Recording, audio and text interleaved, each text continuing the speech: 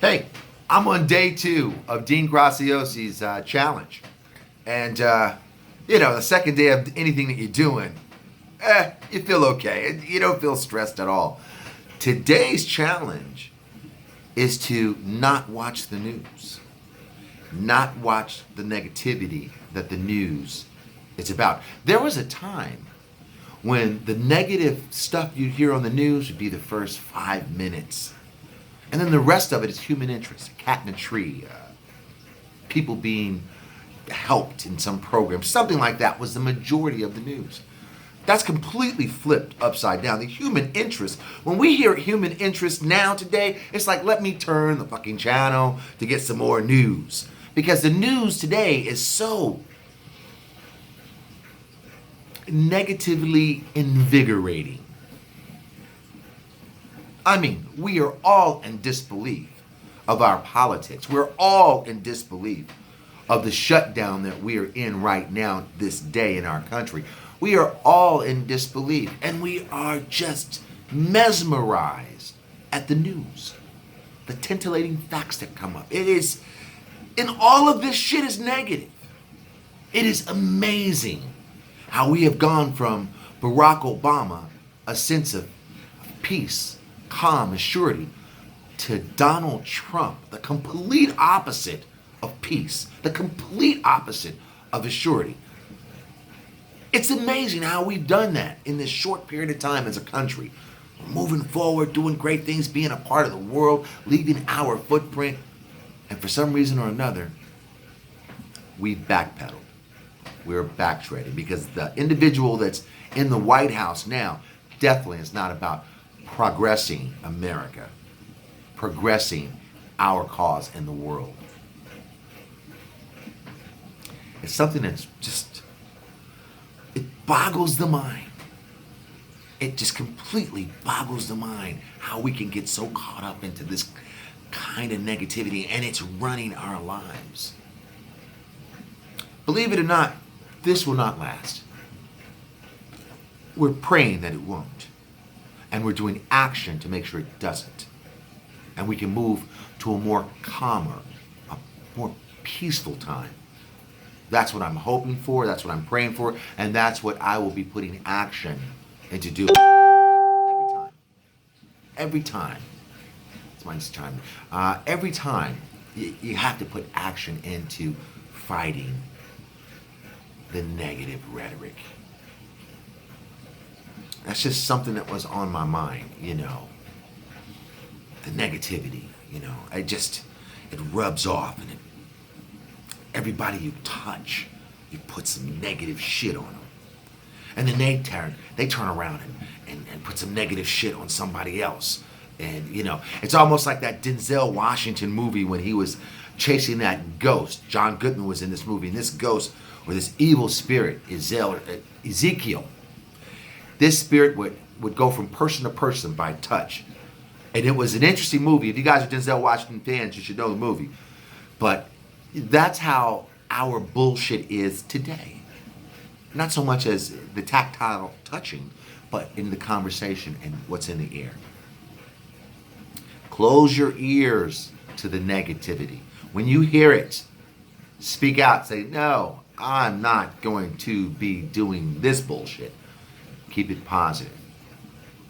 These kinds of the time that we're in right now, these arguments, these conversations, they are conversations that can divide a family, that can divide siblings, that can divide friends. So don't let this negative kind of rhetoric consume you. Know exactly what it is. Bullshit. Unadulterated, absolutely pure bullshit. If you want to listen to some good shit, turn on Dean Graziosi. Check out Tony Robbins. Check out Deepak. These guys, Jim Fromm, he's not with us anymore. Zig Ziglar, he's not with us anymore. These guys are, Zig Ziglar, and he's more of a progressive in a sales sense, but focus on the positive individuals that are bringing a message to you. Look, there is no elevator to get rich. It's always a staircase, and it winds, turns. It will always be difficult. There's no easy way to get there. But what you can do is enjoy each step.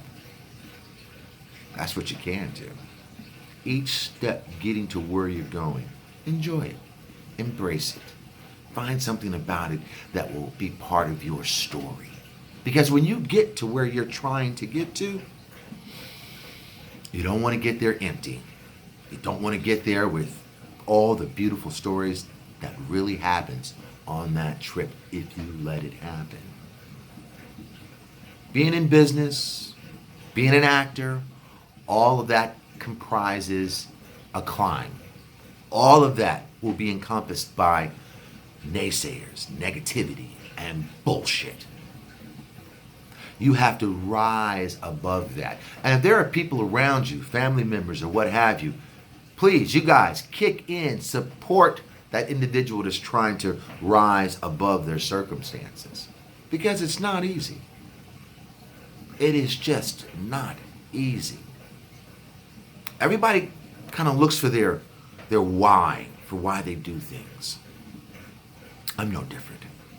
Oh my God, I've searched my why. I really enjoy helping people. It makes me feel good. But I had not found my why. My why is deep within me. My why comes up every now and again. It's my driver. And I'll share something with you. I was just watching a movie today because this is my no news day. And I was watching this movie with John Travolta called Phenomenon. And it was a beautiful story. We've all seen it. See it again. It touches on the heart of man and men. It touches on the what if, the possibilities.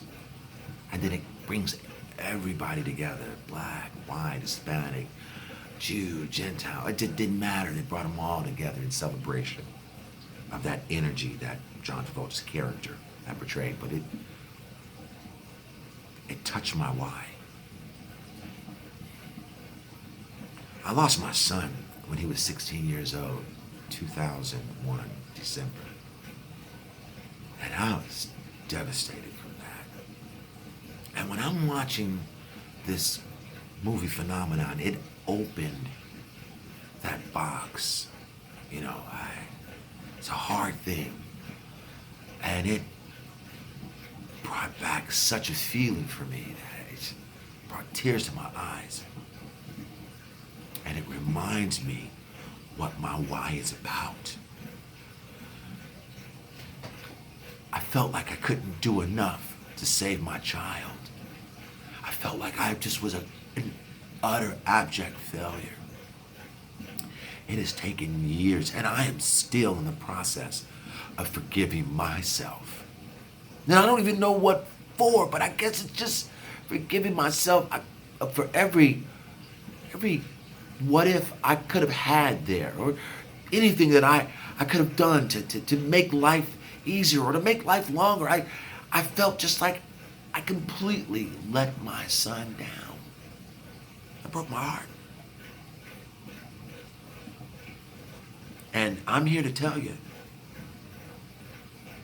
there will be no greater loss in your life than the loss of someone that came from your body. That's a piece of you that you're putting out into the world, that you nurture, that you take care of, that you love. If something were ever to happen to that, it'll set you back. It'll take you places where you thought you never, ever would be. And that's where I've been. But as the years have moved forward, and I find myself getting a strength to just keep on and be that happy guy I am, just behind the veil, my fragility, it exists. I'm still forgiving myself. Don't beat yourself up forever. Learn to forgive yourself.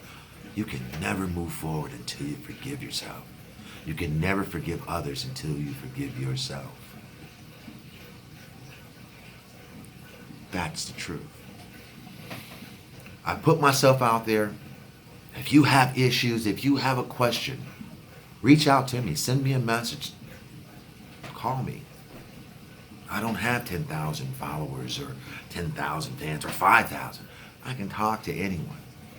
If you got something serious that you're wrestling with, reach out to me. Send me a message. I've even put my phone number out there. I am available. I am real. I've hurt and I've healed. I still hurt a little bit. But I got answers for you. I can let you know what's beyond that curiosity that you might have. And I can do it with fun. So, this is the message today. Forgive yourself. Negativity. You can't use it. The next time we'll talk, I want to talk to you about this neuro-linguistic programming. It sounds so complicated, so serious, along with anchoring. I'm going to talk about those two things. I mean, anchoring is something that we do. Real small anchor. Close your eyes and remember a smell, an odor, or a fragrance from back in the day. It'll take you somewhere. That smell is anchored with you. Very simple. I mean, the path to the anchoring from the olfactory on into the hippocampus, that's just the road, but that's a small example of anchoring from just smelling things that you never forget. Because everyone knows that smell of someone who's BO. Oh, you never forget that. You know what shit smells like across the board. It's anchored in your head. And also the experience that you have when you talk to somebody and they have bad breath. Anchor. Boy, you think you smell that again somewhere. You say, oh no, you'll go down the road. I remember that. That's just a small example of anchoring. They have a few other different ways. Tactile anchoring, getting you excited about something and pausing you at that moment till you can feel that.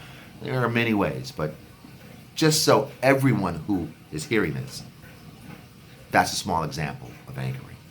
And neuro-linguistic programming, we'll talk about that. You learned it in your house with your parents, but we'll get more into it. You guys have a fantastic day. And for me, there's no news today. No blogging. I'm going to post this. I don't give a shit what comes back, but I can't check it until tomorrow. You have a fantastic day. And I'm going to go live on Instagram. I'm just going to keep this to Facebook and put it on YouTube. Please share this. And call me if you want, or send me a message. I'm here for you.